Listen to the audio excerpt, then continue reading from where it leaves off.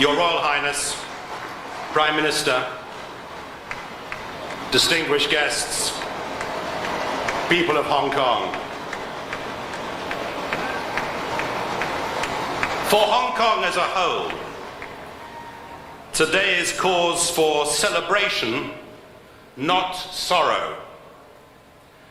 But here and there, perhaps there will be a touch of personal sadness, as is true of any departure, a point to which I shall return. History is not just a matter of dates. What makes history is what comes before and what comes after the dates that we all remember. The story of this great city is about the years before this night and the years of success that will surely follow it.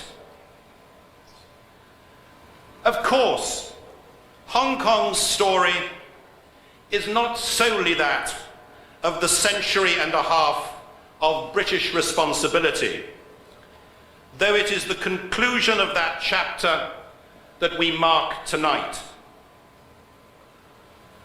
This chapter began with events that, from today's vantage point, at the end of the following century, none of us here would wish or seek to condone. But we might note that most of those who live in Hong Kong now do so because of events in our own century which would today have few defenders. All that is a reminder that sometimes we should remember the past, the better to forget it. What we celebrate this evening is the restless energy, the hard work, the audacity of the men and women who have written Hong Kong's success story. Mostly Chinese men and Chinese women. They were only ordinary in the sense that most of them came here with nothing. They are extraordinary in what they have achieved against the odds. As British administration ends, we are, I believe, entitled to say that our own nation's contribution here was to provide the scaffolding that enabled the people of Hong Kong to ascend. The rule of law, clean and light-handed government, the values of a free society, the beginnings of representative government and democratic accountability. This is a Chinese city, a very Chinese city with British characteristics. No dependent territory has been left more prosperous. None with such a rich texture and fabric of civil society, professions, churches, newspapers, charities, civil servants of the highest probity and the most steadfast commitment to the public good. I have no doubt that with people here holding on to these values which they cherish, Hong Kong's star will continue to climb. Hong Kong's values are decent values. They are universal values. They are the values of the future in Asia as elsewhere. A future in which the happiest and the richest communities, and the most confident and most stable too, will be those that best combine political liberty and economic freedom as we do here today. All of us here tonight, and I am sure all my fellow countrymen and women watching these events from afar. Wish the Chief Executive of the Special Administrative Region and his excellent team the very best of luck as they embark on their journey. C.H. Tung and his wife Betty will serve Hong Kong with dedication, strength, and enthusiasm. Everyone here, and people outside Hong Kong as well, will be willing them to succeed in the challenging years that lie ahead. I said that tonight's celebration will be tinged for some with sadness. So it will be for my family and myself, and for others who, like us, will soon depart from this shore. I am the 28th governor, the last governor. Like all the other governors and their families, my wife, my children, and myself will take Hong Kong home in our hearts. You have been kind to us. You have made us welcome. It has been the greatest honor and privilege of my life to share your home for 5 years and to have some responsibility for your future. Now, Hong Kong people are to run Hong Kong. That is the promise, and that is the unshakable destiny.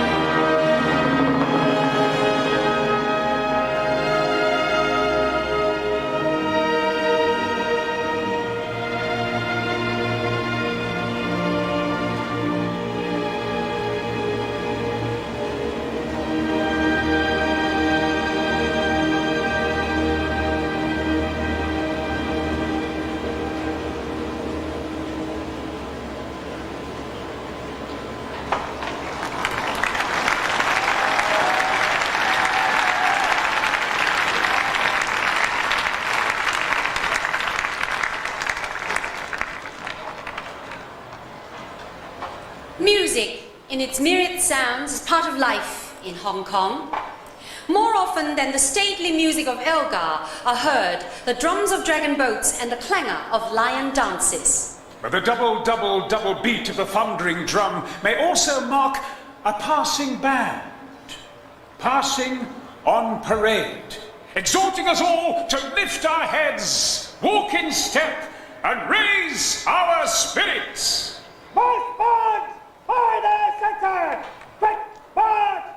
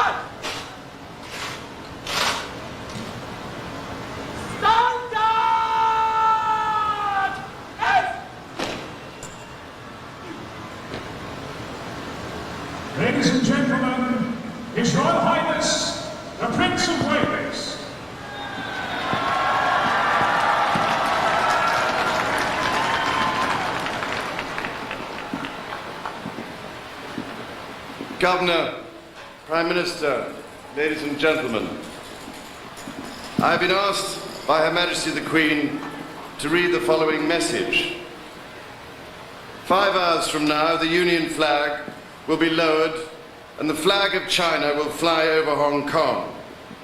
More than a century and a half of British administration will come to an end. During that time, Hong Kong has grown from a small coastal settlement into one of the leading cities and one of the greatest trading economies in the world. There have been times of sacrifice, suffering, and courage. As Hong Kong has risen from the ashes of war, a most dramatic transformation has taken place. Millions of destitute immigrants have been absorbed, and Hong Kong has created one of the most successful societies on earth. Britain is both proud and privileged to have been involved with this success story. Proud of the British values and institutions that have been the framework for Hong Kong's success. Proud of the rights and freedoms which Hong Kong people enjoy.